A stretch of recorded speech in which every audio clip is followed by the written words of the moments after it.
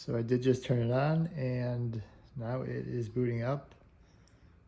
Just wanted to capture this quickly. It does look like it was charged. I just didn't press the button full enough last time.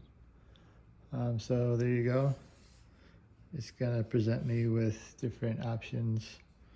I'm gonna choose English, continue. It's gonna connect to my network. Registering my account.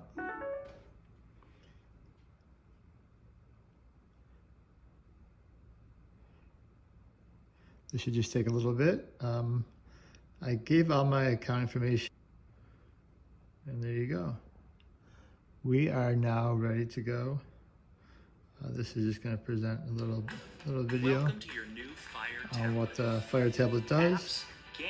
Looks like it's about a minute, so I'm going to actually skip this, but go to intro, and then everything's here checked.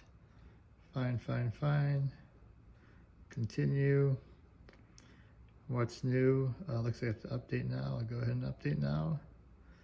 And then I'll pause the video here while it's updating, and then we'll continue the video. Okay, so the update is complete. We're just gonna continue here.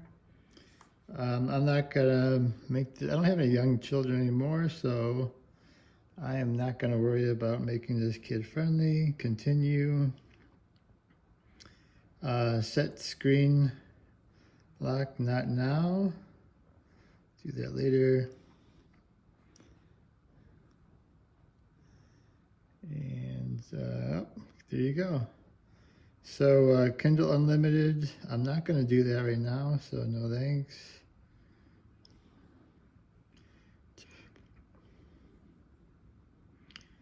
Enjoy books, not now. So yeah, this does have a lot of advertisements, as you can see. Download free apps. I probably will download them, but not now. I'm definitely gonna download Netflix and maybe some of these other apps.